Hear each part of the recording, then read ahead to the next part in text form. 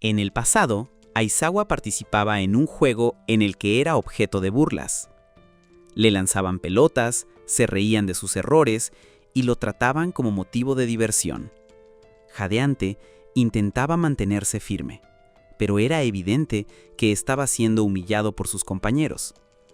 Uno de los chicos reía diciendo que solo era una broma y que, de lo contrario, parecería acoso escolar. Aizawa, en silencio, guardaba las expresiones de dolor y rabia. Años después, el tiempo avanzó hasta mayo de 2021. Se celebraba una reunión escolar de la clase del 2000. Antiguos compañeros se saludaban, sorprendidos por los cambios tras 20 años. Algunos comentaban sobre envejecer, mientras otros elogiaban a quienes se veían aún más atractivos. Satake, que en el pasado era vista como una chica común, ahora llamaba la atención por su belleza y encanto, atrayendo miradas y comentarios. Entre los invitados apareció Suzuki, recordado por muchos. Se presentaba con confianza, elegante y elogiado como siempre. Era notorio lo mucho que había prosperado, reconocido como banquero y hombre de alto estatus. Las mujeres comentaban que su esposa debía de ser afortunada, mientras otros se impresionaban con su salario altísimo. Como maestro de ceremonias del evento, Suzuki subió al escenario, hizo bromas, arrancó risas y agradeció a todos por su presencia, destacando lo especial que era reunir tantos rostros conocidos. El ambiente parecía ligero hasta que anunció que rememorarían los tiempos escolares. En ese momento, un invitado inesperado entró en el salón. El hombre caminaba en silencio, atrayendo la atención de todos. Al acercarse, su credencial reveló el nombre: Aizawa Yuichi. El ambiente se tornó pesado. Murmullos surgieron entre los presentes. Suzuki, sorprendido, se quedó congelado al verlo. El pasado volvió a la mente, las escenas de agresiones, burlas y humillaciones que Aizawa había sufrido en clase. El salón cayó en un silencio tenso. Todos lo miraban, incrédulos por su presencia. Suzuki lo observó fijamente y alguien preguntó, con una mezcla de incredulidad y provocación, cómo se atrevía a aparecer allí después de todo. Los compañeros susurraban, recordando el oscuro pasado. La reunión, que antes parecía festiva, ahora se transformaba en un escenario de memorias dolorosas y resentimientos. Suzuki alzó su copa y brindó con todos recordando los buenos tiempos de la escuela. Mientras algunos reían y respondían con un tímido «salud», otros cuchicheaban el fondo. Comentaban que Aizawa había sido el chico que dejó de asistir a clases tras sufrir bullying. Muchos se preguntaban cómo había tenido el valor de presentarse en esa reunión. Entre las miradas curiosas y juzgadoras, una mujer se acercó. Llamó a Aizawa, revelándose como Takano. Con un tono vacilante, preguntó si aún se acordaba de ella. Cuando él confirmó, ella se emocionó. Takano confesó que siempre se sintió mal por no haber hecho nada mientras ocurría el acoso. Dijo que deseaba pedir disculpas algún día. Avergonzada, explicó que no lo había lastimado directamente, pero se culpaba por haber sido una cómplice silenciosa. Recordando cuando se rió de él en el pasado, admitió que ahora tenía una familia e hijos, pero todavía cargaba con ese peso en la conciencia. Se disculpó una y otra vez, preguntando si él guardaba rencor. Aizawa, serio, respondió que no debía preocuparse. Sonrió y afirmó que no la odiaba.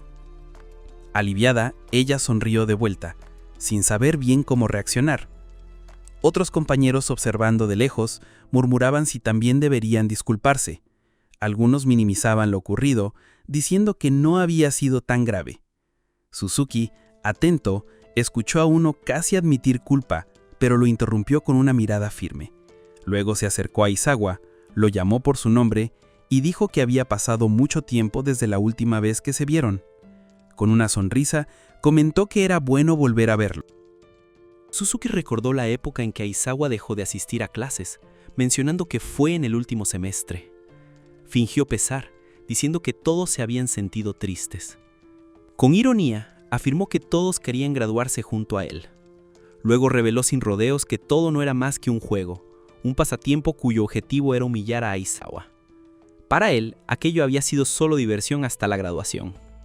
El ambiente se volvió más pesado. Aizawa, sin embargo, extendió la mano, mirando fijamente a Suzuki. Dijo que también deseaba verlo de nuevo.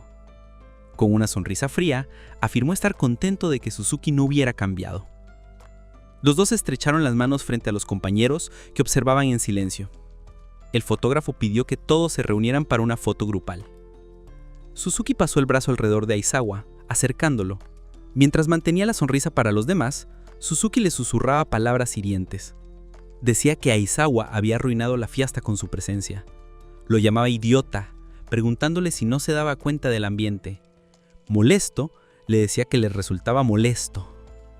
Recordaba los tiempos escolares, las pelotas lanzadas contra su rostro, la ocasión en que lo obligaron a comer basura, cuando sumergieron su cabeza en el inodoro. Suzuki criticaba su silencio y su incapacidad de reaccionar. Aizawa cuestionaba si, en caso de haber peleado, el acoso habría terminado. Con una sonrisa cínica concluía que tal vez sí, pero al final. Suzuki hablaba mientras el grupo se preparaba para la foto. Decía que siempre existe un motivo para que alguien sea víctima de bullying, sonría con crueldad. Miraba a Aizawa y le decía que su rostro estaba rígido, ordenándole que sonriera. Más tarde, Suzuki regresaba a casa donde su esposa lo recibía con cariño. Él respondía con una sonrisa diciendo que el encuentro había sido divertido. Su hija le preguntaba si todos habían cambiado después de 20 años. Él respondía que no mucho. A solas con sus pensamientos, Suzuki recordaba que siempre había sido visto como un fracasado y que, una vez perdedor, siempre perdedor, así era como funcionaban las cosas. A la mañana siguiente, se vestía con su traje y sonreía a su familia, diciendo que tenía un buen comienzo de día gracias a ellas. Mientras tanto, su hija Shiori se preparaba para la escuela, pero al abrir el caserío encontraba sus zapatos destrozados y notas con insultos. Entre ellas había un mensaje cruel, la palabra muere escrita en grande. Ella intentaba disimular, fingía que no pasaba nada, pero en sus ojos era evidente el miedo. En el pasillo, Shiori se encontraba con Aizawa, ahora profesora en su escuela. Él la llamaba por el apellido y la llevaba hasta la sala audiovisual. Allí le preguntaba si alguien la molestaba. Recordaba que había perdido el libro de historia la semana anterior, insinuando que podía haber sido robado. Shiori negaba con una sonrisa forzada. Decía que solo era un descuido, que se llevaba bien con todos. Aizawa lo observaba en silencio. Pero notaba la fachada. Le decía que los problemas pequeños ignorados pueden crecer y convertirse en una gran carga. Levantó el brazo mostrando las cicatrices, diciendo que lo había aprendido en carne propia. La chica lo miró asustada, con los ojos abiertos de par en par, y preguntó qué le había pasado en el brazo. Él explicó que alguien le había hecho eso cuando aún era estudiante. Ella quedó en shock, con los ojos abiertos de par en par, y preguntó si había sido víctima de bullying. Él confirmó en silencio, admitiendo que sí. Ella pensó que aquello era terrible, intentando entender cómo alguien podía hacer algo así. Al final, entre lágrimas, concluyó que él no parecía humano. El profesor entonces sonrió suavemente y prometió hacer lo posible para protegerla. Su mirada transmitía calma, pero detrás de sus palabras había algo enigmático. Más tarde, el director reunió a los profesores y habló sobre las noticias recientes de bullying. Dijo que esos casos podían influir en los alumnos. Pidió a todos que estuvieran atentos. Terminó diciendo que tenía grandes expectativas en ellos. Sonrió y afirmó que era importante mantener el historial de la escuela limpio, igual que en los años anteriores. Dejó claro que reportar incidentes no sería fácil. La reunión terminó y todos volvieron a sus tareas. Aizawa caminaba por el pasillo cuando fue llamado por otro profesor, Yasaki. Hablaron sobre la adaptación de Aizawa, ya que él estaba allí solo desde hacía 2 meses. Yasaki contó que llevaba 3 años y aún le resultaba difícil lidiar con la forma de la escuela. Explicó que el enfoque del director en mantener los registros limpios dificultaba denunciar casos de bullying. Era más presión para los profesores en lugar de un apoyo real. Pero Yasaki afirmó que aún así haría todo lo posible para proteger a sus alumnos. Aizawa lo miró y sonrió. Dijo que su actitud era maravillosa. afirmó que estaba totalmente de acuerdo. Más tarde los alumnos estaban en clase. Shiori parecía distraída y pensativa. Cuando la lección comenzó, Aizawa llamó su atención por llegar tarde. Después inició la explicación sobre la herencia. Mientras hablaba, Shiori recordó lo que él le había contado antes. Recordó sus palabras sobre cómo el bullying dejaba cicatrices. Pensó en el brazo herido de él, sintió el corazón apretado y comenzó a preguntarse si ella misma estaba siendo víctima de acoso. Pero no sabía exactamente de parte de quién. Sus pensamientos se volvieron pesados. Entonces un compañero levantó la mano e hizo una pregunta. Quiso saber si la personalidad también podía heredarse por los genes. El profesor comenzó a explicar a la clase que alrededor de la mitad de la personalidad de una persona es heredada. Dijo que el ambiente en el que alguien crece, así como la crianza de los padres, solo tiene un pequeño efecto sobre la personalidad. Después contó sobre un experimento interesante que se realizó en el pasado. Preguntó si los alumnos conocían a gemelos idénticos. Explicó que ellos comparten exactamente los mismos genes con un 100% de semejanza.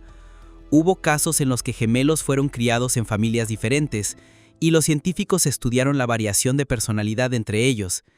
Si hubiera mucha diferencia, eso mostraría que el ambiente tenía una fuerte influencia, pero los resultados mostraron muchas similitudes entre los gemelos. Se realizaron diversas pruebas como extroversión, sinceridad y fuerza mental.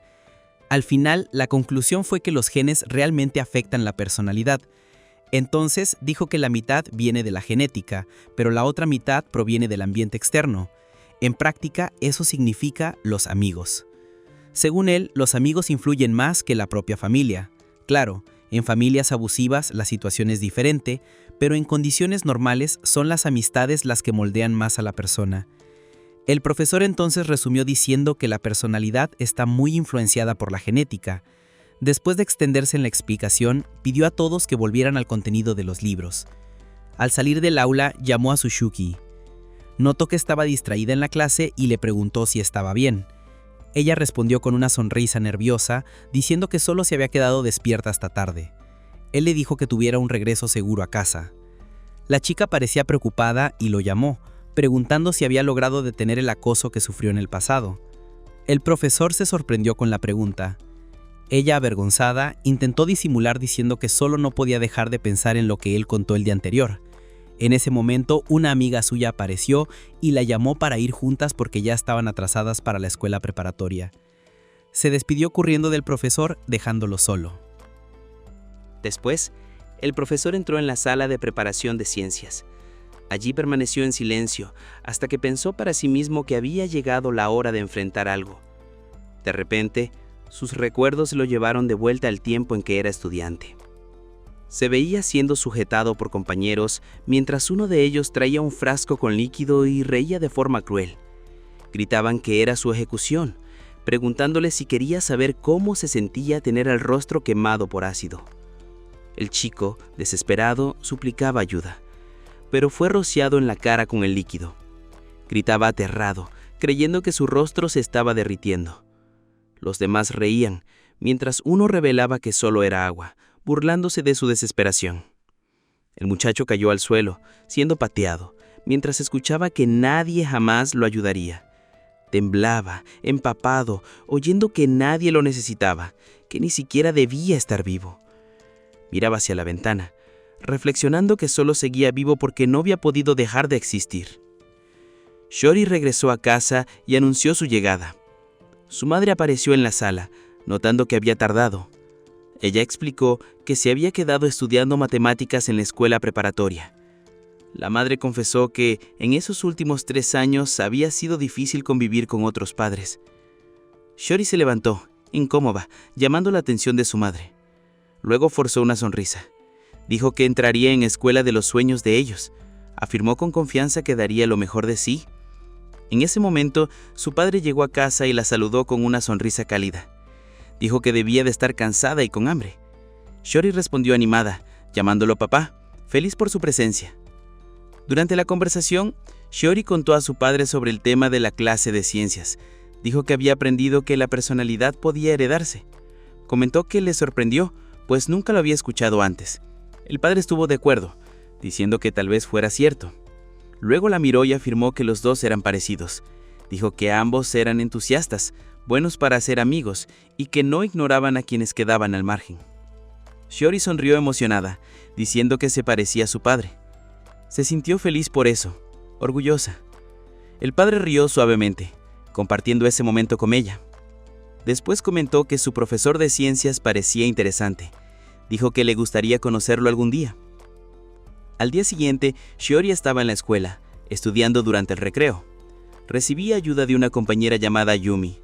Shiori agradeció con entusiasmo, admirando la inteligencia de su amiga. Otros compañeros comentaban que Shiori siempre estudiaba en la hora de almuerzo. Decían que se había dedicado aún más desde que salió del club de baloncesto. Las compañeras recordaron que ella formaba parte del club. Ella confirmó, diciendo que aún le gustaba el deporte. A pesar de haberlo dejado para enfocarse en los exámenes, seguía ligada a ello. Cuando escuchó que tendrían clase de educación física, Shiori se animó. Gritó feliz que jugarían baloncesto. Pero al ir al casillero a buscar su uniforme, notó que estaba vacío. Asustada, miró alrededor hasta encontrar su ropa deportiva en la basura. El uniforme con su nombre estaba arrugado y sucio entre los papeles. Sus ojos se abrieron con impacto. En ese instante, Yumi entró al salón y vio la escena. Ella rió, diciendo que se cambiaría primero. Comentó que había olvidado mencionarlo, pero que un profesor la estaba buscando. Shiori quedó sorprendida, confundida en sus pensamientos. Se preguntaba si su compañera había visto eso hace un momento. Si lo había visto, ¿por qué no decía nada al respecto? Mientras caminaba por el pasillo, él la vio. Recordaba las palabras crueles, alguien burlándose de él preguntándole si de verdad creía que lo ayudarían. Él la llamó, preguntándole qué le pasaba. De repente, ella se apresuró, corriendo por el pasillo. Él la observó desde lejos mientras ella se alejaba, y pensó para sí mismo que el verdadero infierno comenzaba a partir de allí. Shiori participaba en la clase de educación física, pero su mente estaba lejos de allí. Miraba a los lados, sentía un peso en el pecho y pensaba en algo que no quería enfrentar. Confusa, se preguntaba por qué su amiga fingía no haber visto nada. Durante el entrenamiento, un compañero notó la mirada distante de Suzuki. Le preguntó si tenía algo en mente, pero ella lo negó, intentando disimular. Poco después, la profesora Yasaki apareció con una energía ligera. Dijo que había pasado tiempo desde la última vez y que solo debían divertirse. Shiori sostuvo la pelota con firmeza, decidida a aprovechar aquel momento. Pensó que, a pesar de todo, daría lo mejor de sí incluso después de 3 meses sin jugar. En medio del partido, Shiori encestó. Todos la elogiaron y por un instante se sintió bien. Pero su mente pronto volvió a la duda. Miró a Yumi, intentando preguntarle sobre lo que había visto antes.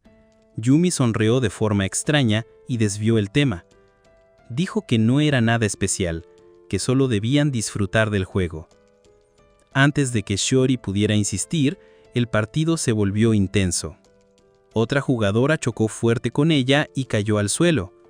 Los compañeros corrieron a ayudarla. Le preguntaron si estaba bien, pero sentía dolor y no pudo responder de inmediato. Fue llevada a la enfermería. La enfermera dijo que estaba consciente y que estaría bien, pero necesitaba descansar. Shiori, acostada en la cama, reflexionaba sobre su distracción. Dijo que la culpa era suya por perderse en pensamientos durante el juego. El profesor intentó tranquilizarla, recordando que los exámenes estaban cerca. Le dijo que estaba dispuesto a escucharla si quería hablar. Shiori suspiró, cansada de pensar tanto. Decidió dormir un poco, para huir de aquel peso. Mientras dormía profundamente, alguien entró silenciosamente a la enfermería. Era él, parado junto a la cama, observándola en silencio. Su amiga esperaba frente a la sala de profesores, inquieta, sujetándose con fuerza los brazos. Vio al profesor Aizawa acercarse por el pasillo y lo llamó, preocupada. El profesor preguntó qué sucedía, recordando que la última clase estaba por comenzar. Yoneda respondió que estaba preocupada por Shiori, aunque la enfermera había dicho que estaba bien. Él contó que la madre de Shiori había ido a recogerla y por eso la chica se había ido a casa. Aún así, la preocupación no se iba de su mente. Aizawa se sorprendió con la actitud de la alumna. Le preguntó si realmente estaba preocupada por su compañera. Yoneda, confundida, reaccionó con fuerza. Dijo que, claro que sí, que Shiori era su amiga. Avergonzada, salió corriendo. Aizawa murmuró la palabra amigos, reflexionando sobre aquello. Poco después, otro profesor entró en la sala de profesores con un teléfono móvil. Dijo que un alumno había encontrado el aparato de Shiori. Aizawa se ofreció a llevarlo a la casa de la alumna. Aprovecharía también para entregarle algunas hojas de ejercicios. En la casa de Suzuki, su madre recibió al profesor con disculpas, agradeciéndole que se hubiera tomado la molestia. Aizawa la tranquilizó, diciendo que también estaba preocupado por la alumna. La madre contó que en realidad no quería que su hija tuviera un teléfono, pues creía que distraería de los estudios. Sin embargo, como la chica se quedaba fuera hasta tarde por el curso preparatorio, el padre insistió en que debía tener uno. Suspiró, admitiendo que sería raro que su hija fuera la única sin celular. De pronto, la mirada de Aizawa fue atraída por una fotografía familiar expuesta en un mueble. Su expresión cambió, volviéndose seria y melancólica. La madre notó qué ocurría, pero respondió que no era nada. De repente, sonó el teléfono de la casa. La madre pidió disculpas y salió a contestar. Solo, Aizawa se acercó a la fotografía y sostuvo el portarretratos. Susurró en voz baja que aquello no era justo. En ese momento, Suzuki apareció en la puerta, llamando al profesor. Le preguntó si había algo extraño en la foto. Él disimuló devolviendo el marco a su lugar y dijo que no había nada. El profesor comentó que en la foto parecían muy felices. Preguntó si ella quería a su padre. Suzuki abrió una sonrisa aún mayor y dijo que amaba mucho a su padre. Explicó que aquella foto había sido tomada el día en que logró andar en bicicleta por primera vez. Recordó que estaba aterrada de intentarlo sin las rueditas, pero que su padre estuvo con ella todo el día. Al principio, intentaba pedalear solo por sí misma, pero después solo quería ver la alegría en el rostro de él. El profesor le escuchó en silencio, sintiendo una mezcla de dolor y nostalgia. Para ella, la memoria era de felicidad. Para él, era un peso que no conseguía soltar.